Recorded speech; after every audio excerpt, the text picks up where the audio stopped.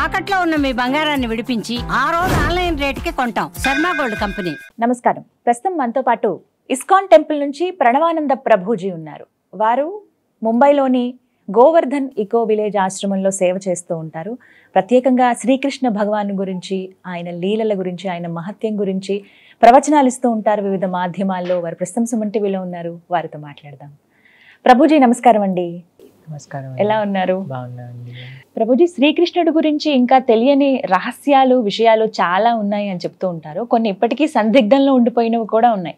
అందులో భాగంగా ఒకసారి జగన్నాథుడి గురించి మాట్లాడుకుందాం. పూరి జగన్నాథుడు రథయాత్ర ఎంత వైభవంగా జరుగుతుందో ఆ కార్యక్రమాలన్నీ కూడాను. అయితే ప్రత్యేకంగా చెప్తూ ఉంటారు, శ్రీకృష్ణ భగవానుడి గుండె ఇప్పటికీ పూరి జగన్నాథ్లో ఉండిపోయింది, ఉంటుంది అని అంటూ ఉంటారు. ఇది ఎంతవరకు నిజమండి? అయితే పూరి క్షేత్రం గురించి మనం కొద్దిగా తెలుసుకుందాం. అసలు ఎలా ఆ జగన్నాథ, బలదేవ, సుభద్ర యొక్క విగ్రహాలు అక్కడ ప్రతిష్టాపనయ్యాయి. మనకి ఇంద్రద్యుమ్న అనే ఒక మహారాజు గారు ఉండేవారు అనమాట. ఆయనకి ఒక కోరిక ఉండేది, స్వామిని నేను చూడాలి, ఆ భగవంతుని దర్శనం చేసుకోవాలి. అయితే ఆ రాజ్యంలో ఉండే ప్రజలందరికీ కూడా ఒక చాటింపు వేయించారు. ఎవరైనా ప్రత్యక్షంగా భగవంతుని చూసిన వాళ్ళు ఉంటే మాకు చెప్పండి, వాళ్ళని మేము చక్కగా సత్కరించి ఆ ప్రదేశంలో మేము కూడా భగవంతుని దర్శనం చేసుకుంటాము అని అన్నారనమాట. అయితే అప్పుడే ఆ రాజ్యానికి ఉత్కల ప్రదేశం, ఉత్కల అంటే ఇప్పుడుండే ఒడిస్సా, అక్కడ నుంచి ఒక సాధువు వచ్చి, అయ్యా నేను ఉత్కల ప్రదేశంలో నీలాచలం అనే దగ్గర భగవంతుని దర్శనం చేసుకున్నాను అని చెప్తారనమాట. అయితే సరే అని ఈయన తన యొక్క మంత్రుల్ని ఇచ్చి పంపిస్తారు. ఆ ఉత్కల ప్రదేశంలో ఎక్కడున్నారో ఈ స్వామిని ఎతికి చూపించండి అనేసరికి అక్కడ ఒక అద్భుతమైన మంత్రి అనమాట. ఆయన బయలుదేరుతారు చక్కగా ఆ ప్రదేశాన్ని వెతకడానికి. వెళ్ళి ఈ ఉత్కల ప్రదేశం ఎక్కడ, ఈ శబర జాతికి సంబంధించిన వాళ్ళు ఆ స్వామిని ఆరాధన చేస్తూ ఉన్నారనమాట. విద్యాపతి అనే ఈయన బయలుదేరారు ఎతకడానికి. అలా అడ్రస్ కనుక్కుంటూ ఈ శబర జాతికి వచ్చేసారు. ఒక ట్రైబల్ పీపుల్ అనమాట వాళ్ళు. అక్కడికి వచ్చేసరికి ఈయన తెలిసింది, ఇక్కడ వీళ్ళు ఆరాధన చేస్తున్నారు, కానీ వాళ్ళు ఎవ్వరికి కూడా చూపించే వాళ్ళు కాదనమాట. అయితే ఏం చేశారు ఆయన, ఈ శబర జాతికి సంబంధించిన ఎవరైతే రాజు ఉన్నారో వాళ్ళ యొక్క కుమార్తెని వివాహం చేసుకుంటారు. ఆవిడ పేరు లలిత. అయితే ఈ విశ్వవసు యొక్క కుమార్తె అయిన లలితని వివాహం చేసుకొని ఇప్పుడు అల్లుడు గారు అడిగితే చెప్పించాలి కదండి. కొన్ని రోజులు అయిపోయాక నాకు కోరిక ఉంది అని అడుగుతారనమాట. ఏంటి అని అంటే, మీరు ప్రతి నిత్యము కూడా వెళ్ళి ఆరాధన చేస్తూ ఉంటారు కదా, ఆ స్వామిని చూడాలని ఉంది అని అంటారు. అయితే సరే అని తప్పకుండా తీసుకెళ్తాను, కానీ ఎక్కడికి వెళ్తున్నానో ఆ ప్రదేశాన్ని మాత్రం మీకు చూపించాను అని ఏం చేస్తారంటే కళ్ళకి గంతులు కట్టేస్తారు. విద్యాపతికి గంతులు కట్టేసి తీసుకెళ్ళిపోతారు.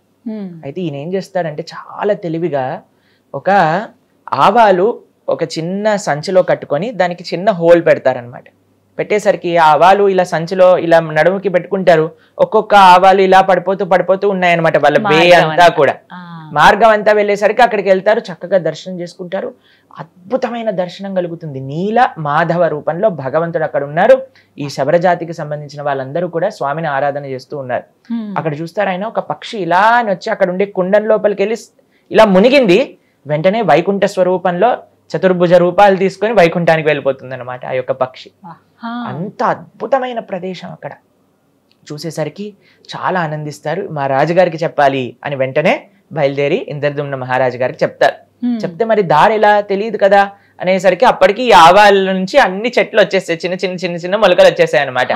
అయితే ఇంద్రద్యుమ్న మహారాజు గారిని పట్టుకొని ఈ విద్యాపతి అక్కడి నుంచి తీసుకొని వెళ్ళేసరికి అక్కడ ఆ దర్శనం అనేది కలగదు. ఆ స్వామి అక్కడి నుంచి అంతర్ధానం అయిపోతారనమాట. ఇక్కడ విశ్వవసు బాధపడతారు, ఇంద్రద్యుమ్న మహారాజు కూడా చాలా బాధపడతారు.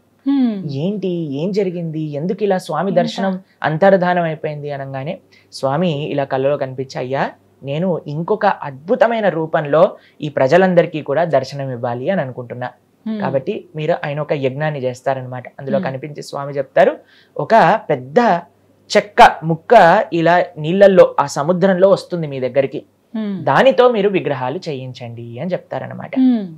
సరే అని ఇంద్రద్యుమ్న మహారాజు గారు దీన్ని తీసుకొచ్చి కొన్ని రోజులకి భగవంతుడు చెప్పిన విధంగానే వచ్చేసింది.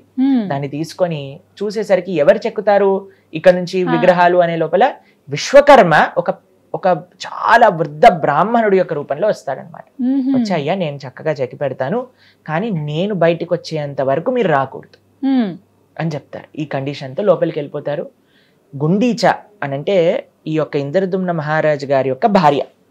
ఆవిడికి కొన్ని రోజులు అయ్యాక డౌట్ వచ్చింది, ఏంటి ముసలాయన లోపలికి వెళ్ళాడు, అసలు చెక్కుతున్నప్పుడు టక్ టక్ సౌండ్ అయినా రావాలి కదండి, ఏమీ వినిపించట్లేదు అని వెళ్ళి ఆ డోర్ దగ్గరికి వెళ్ళి చూసేసరికి అసలు ప్రశాంతంగా అసలు ఇంత వాయిస్ కూడా లేదనమాట. అయితే ఆవిడ అనుకుంది ఈయన చనిపోయాడేమో, ఏమైందో తెలియదు, కాబట్టి మనం విగ్రహాలని చూడాలి అని అంటే ఎలాగైనా సరే దీన్ని ఓపెన్ చేయాలి అని డోర్ ఓపెన్ చేయించేసాను. అయ్యో, ఓపెన్ చేయించేసరికి అక్కడ జగన్నాథుడు, బలభద్ర, సుభద్ర ఇన్కంప్లీట్ విగ్రహాలుగా మనకు కనిపిస్తున్నాయి, కానీ అలానే ఉండిపోయాయి అన్నమాట. అయితే ఇంద్రదుమ్న మహారాజు గారికి చాలా బాధేస్తుంది, అదేంటబ్బా ఇలా ఉండిపోయారు జగన్నాథుడు అనేసరికి జగన్నాథుడు సాక్షాత్తుగా కృష్ణుడు తన కలలో కనిపించి, ఈ విధంగానే నేను ఇక్కడ పూరి క్షేత్రంలో చక్కగా ఆరాధన చేసుకోవాలనుకుంటున్నాను. మీరు అడిగారు కదా కృష్ణుడు గుండె ఉందా అని, కృష్ణుడు గుండె కాదండి, సాక్షాత్తుగా కృష్ణుడే జగన్నాథుడిలా ఉన్నాడు అక్కడ. భగవంతుడికి భగవంతుడి యొక్క విగ్రహానికి తేడా లేదు. చాలా మంది ప్రశ్నిస్తూ ఉంటారు, సనాతన ధర్మంలో విగ్రహారాధన లేదు. మీరు చూడండి, భగవంతుడే వచ్చి నా విగ్రహాలని చేయించింది అని చెప్తున్నారు. కాబట్టి మనం స్వామి యొక్క శ్రీ విగ్రహాన్ని ఆరాధన చేస్తుంటే అది సాక్షాత్తుగా భగవంతుణ్ణి ఆరాధన చేసినట్టే. మన సనాతన వైదిక సంస్కృతిలో ఎన్నో ప్రమాణాలు ఉన్నాయి మనకి విగ్రహారాధన అన్నిటికంటే శ్రేష్టమైన మార్గము అని చెప్పడానికి. కాబట్టి ఎవరైతే మీ దాంట్లో విగ్రహారాధన లేదు, విగ్రహారాధన అవసరం లేదు అనే వాళ్ళందరికీ కూడా జగన్నాథుడి యొక్క లీలే ప్రత్యక్ష ప్రమాణం. స్వామి సాక్షాత్తుగా తన విగ్రహాన్ని చేయించుకున్నారు. చేయించుకున్నాకండి ఒక అద్భుతమైన ఆలయాన్ని ఇంద్రదుమ్న మహారాజు గారు నెలకొల్పుతారు. చాలా పెద్ద కథ అండి అది, మీకు కొద్దిగా చిన్నగా చెప్తాను. అయితే ఈ ఆలయం వచ్చాక ఈ ప్రతిష్ఠ ఎప్పుడైతే చేస్తారో భగవంతుడు ఇంద్రదుమ్న మహారాజు గారిని అడుగుతారు, ఇంత నా కోసం సేవ చేసావు, ఇంత తపనగా నా ఆలయాన్ని కట్టించావు, ఇంత ప్రేమతో నన్ను ఆరాధన చేస్తున్నావు, నీకు ఏదన్నా కోరిక ఇవ్వాలనుంది, మీరు ఏదన్నా వరం కావాలి అని అంటే కోరుకోండి అని అంటారనమాట. అప్పుడు ఇంద్రదుమ్న మహారాజు గారు 3 కోరికలు కోరుకుంటారు. మీరు ఎప్పుడైనా విన్నారా ఏ కోరికలు అవి అని? ఒకటి ఏంటి అని అంటే, అయ్యా నీ చేతులు ఎప్పుడు కూడా తడిగా ఉండాలి. అంటే ఏంటో తెలుసా, ఎప్పుడు కూడా తింటూ ఉండాలన్నమాట, భోజనం చేస్తూ ఉండాలి, స్వామి ప్రసాదాన్ని నైవేద్యాన్ని స్వీకరిస్తూ ఉండాలి. స్వీకరించి చేతులు కడుగుతారు కదండి, చేతులు కడుక్కోగానే ఇంకో నైవేద్యం రావాల్సిందే అక్కడికి ఇంకొకటి. కాబట్టి పూరి జగన్నాథ క్షేత్రంలో ఉండే ఒక విలక్షణమైన సాంప్రదాయం ఏంటి అని అంటే, ప్రతి నిత్యము కూడా భగవంతుడికి నైవేద్యం సమర్పణ చేస్తూ ఉంటారన్నమాట. పూరికి ఎంత మంది వెళ్తే అంత మందికి భగవంతుడి యొక్క మహాప్రసాదం అనేది లభిస్తూ ఉంటుంది. కొత్త మట్టి కుండల్లో స్వామికి చేస్తూ ఉంటారనమాట నైవేద్యం. ఎంతో వేల మంది సేవకులు కేవలం భగవంతుడి యొక్క నైవేద్యాన్ని ఉండడానికి అక్కడ సేవ చేస్తూ ఉంటారు. ఎంతో బాగుంటుందండి. పూరికి వెళ్ళి మీరు చూసారనుకోండి, అసలు ఆ వంటశాల, ఆ వంట గది లోపలికి వెళ్ళనివ్వరు, బయట నుంచి చూస్తే కట్టెల పొయ్యి మీద కొత్త కొత్త కుండలతో వాళ్ళందరూ కూడా తయారు చేస్తారు. అక్కడ ఒక పెద్ద బావి ఉంటుంది, ఆ బావిలో నుంచి నీళ్లు తీసుకొచ్చి వంటింట్లో అందించటము కొన్ని తరతరాలుగా చేస్తున్నారనమాట వాళ్ళ యొక్క వంశీకుల సేవ. కొన్ని వేల మంది పూరి ఆలయంలో సేవ చేస్తూ ఉంటారు. ప్రతి నిత్యము కూడా భగవంతుడికి ఈ విధంగా నైవేద్యాలు అనేవి సమర్పణ అవుతుంది. అవందరినీ కూడా భక్తులకి పంచిపెడుతూ ఉంటారనమాట. ఇది మొట్టమొదటి కోరిక. రెండో కోరిక ఏంటి అని అంటే, అయ్యా నీ దర్శనం ఎప్పుడు కూడా భక్తులకి అవుతూ ఉండాలి. కాబట్టి పూరి క్షేత్రంలో జగన్నాథుడు చాలా కొద్దిసేపు మాత్రమే నిద్రపోతారు. మామూలు సమయంలో ఎప్పుడు కూడా దర్శనం. మీకు ఒక విషయం తెలుసా, అక్కడ విచిత్రం ఏంటి అని అంటే, స్వామికి అలంకరణ చేసేటప్పుడు కూడా భక్తులు దర్శనం చేస్తూ ఉంటారనమాట. స్వామికి అలంకరణ తీసేసి నెక్స్ట్ అలంకరణ వేస్తూ ఉంటారు, అయినా సరే భక్తులు దర్శనం చేసుకుంటూ ఉంటారు. జనరల్ గా ఆలయంలో మనం చూసాం అనుకోండి, అలంకరణ అయిపోయాక కర్టెన్లు తీసి దర్శనం ఉంటుంది, కానీ పూరిలో ప్రతి నిత్యము దర్శనమే అనమాట. మూడో కోరిక ఏంటో తెలుసా అండి, నాకెప్పుడు కూడా పిల్లలు పుట్టకూడదు. అయితే ఎందుకు ఇంద్రదుమ్న మహారాజు గారు ఇలా అన్నారు అని అంటే, ఇప్పుడు నాకు పిల్లవాడు పుట్టాడు అనుకోండి, వాడు అంటాడు ఇది మా నాన్న కట్టించిన గుడి, వాళ్ళ పిల్లవాడు అంటాడు మా తాత కట్టించిన గుడి, దీనికి నేను అర్హుణ్ణి, నాకు స్పెషల్ దర్శనాలు కావాలి, నేను చెప్పింది జరగాలి. అయ్యా ఇది నీ గుడి, నీ భక్తుల గుడి, నీకు నీ భక్తులకి ఎవ్వరు మధ్యలో రాకూడదు, చక్కగా వాళ్ళందరూ నేను సేవ చేసుకోవాలి, కాబట్టి నా అనేవాడు ఉండాల్సిన అవసరం లేదు అని అన్నారండి ఇంద్రదుమ్న మహారాజు. ఇప్పుడు చూడండి, అంత భగవంతుడు వచ్చి మీ కోరికలు నెరవేరుస్తా అని అన్నప్పుడు ఇంద్రదుమ్న మహారాజు తన కోసం తానేమన్నా అడిగాడా అండి? అయ్యా నువ్వు బాగుండాలి, నువ్వు బాగా తినాలి, నువ్వు నీ భక్తులకి మంచిగా కృప చూపించాలి, నా అనేది ఉండకూడదు, నువ్వు నీ భక్తులు ఇద్దరు కూడా చక్కగా మీ పైన ప్రేమ వాళ్ళు చూపిస్తారు, వాళ్ళ పైన ప్రేమ నువ్వు చూపించు. ఇది నిజమైన చక్కగా భక్తి కోరుకున్నారు. అని అంటే జగన్నాథపురిలో ఉంది సాక్షాత్తుగా కృష్ణుడు, సాక్షాత్తుగా బలరాముడు, సాక్షాత్తుగా సుభద్ర. నీలాచల నివాసాయ నిత్యాయ పరమాత్మనే బలభద్ర సుభద్రాభ్యాం శ్రీ జగన్నాథాయ తే నమః. ఆ నీలాచలంలో ఉంది సాక్షాత్తుగా కృష్ణుడే. అయితే అక్కడ ఉండే సాంప్రదాయం, ఆ లోకల్ సాంప్రదాయం ప్రకారంగా నాభి బ్రహ్మ అని అంటారు. అది ఏంటో తత్వం ఇంకా అంత ఎవ్వరికి కూడా తెలియదు, అదొక రహస్యం. నాభి బ్రహ్మ అది జగన్నాథుడి లోపల నుంచి ఇంకొక విగ్రహం లోపలికి ట్రాన్స్ఫర్ చేస్తారు అనేది మనం చూస్తూ ఉంటాం. కానీ అది ఏంటి అనే విషయాలు మనకి అంత క్లారిటీగా తెలియదు అనమాట. ఇంకో విషయం ఏంటి అని అంటే స్వామి యొక్క ఈ విచిత్రమైన లీలలు, ఈ విలక్షణమైన లీలలు ఎన్నో ఎన్నో ప్రదేశాల్లో ఉంటూ ఉంటాయి. కానీ జగన్నాథపురిలో ఉండే కృష్ణుడు, మనం ఆ నాభి బ్రహ్మ చేత కృష్ణుని జగన్నాథుని ఆరాధన చేయట్లేదు, జగన్నాథుడు కృష్ణుడు కాబట్టి ఆరాధన చేస్తున్నాం. ఆయన యొక్క మహిమలు, ఆయన యొక్క లీలలలో ఎన్నో రకాల రహస్యాలు, ఎన్నో లీలలు జగన్నాథపురిలో మనం వీక్షిస్తాం అన్నమాట. ఆ విగ్రహాలు కూడా ఎన్నో సంవత్సరాలకు ఒకసారి ఇలా మారుస్తారు కదండి. అవునండి. వాటి గురించి కూడా చాలా ఆసక్తిగా ఉంటాయి విన్నా కూడా. నిజమే, లీలలు చాలా భగవంతుడు ఉంటాయి. అక్కడ చెప్తారు ఏంటి అని అంటే భగవంతుడికి నిజంగా మారాల్సిన అవసరం లేదు. ఒకసారి భగవంతుడి యొక్క విగ్రహాన్ని మనం ఆరాధన చేస్తున్నాం మనస్సుతో ఆవాహన చేసి అని అంటే అక్కడ సాక్షాత్తుగా భగవంతుడు వచ్చి ఉన్నారు.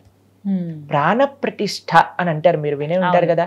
భగవంతుణ్ణి ఆ విగ్రహం లోపలికి ఆవాహన చేస్తాం అన్నమాట.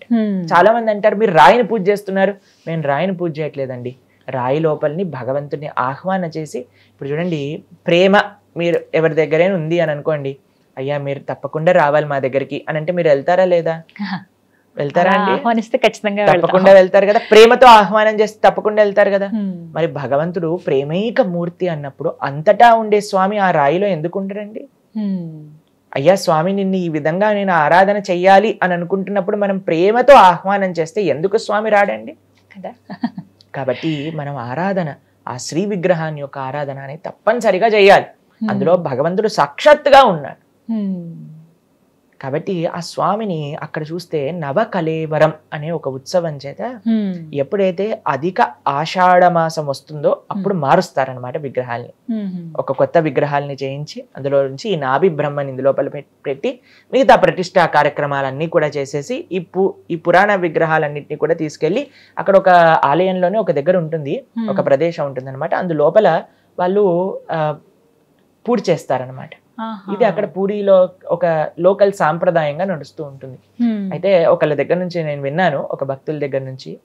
ఆయన అంటారు, భగవంతుడు అంటున్నారు ఈ ప్రపంచంలో ఉండే వాళ్ళతో, అయ్యా సాక్షాత్తుగా భగవంతుడి యొక్క విగ్రహాన్ని అయినా నేనైనా సరే ఒక రోజు ఎక్స్పైరీ, ఒక రోజు అయిపోతాను, ఆ కొత్త విగ్రహం రావాల్సి వస్తుంది.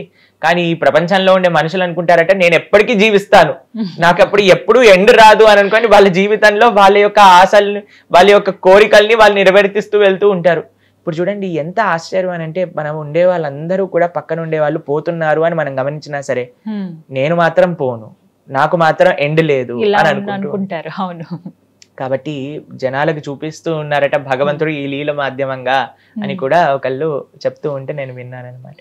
కాబట్టి జగన్నాథుడి యొక్క లీలలు అనంతం, అద్భుతం. కాబట్టి మీరందరూ కూడా తప్పకుండా జగన్నాథ క్షేత్రాన్ని దర్శించండి, ఆ స్వామి యొక్క కృపకు పాత్రలు కాయండి. చాలా చక్కగా వివరించారు గురుగారు. నమస్తే అండి. హరే కృష్ణ.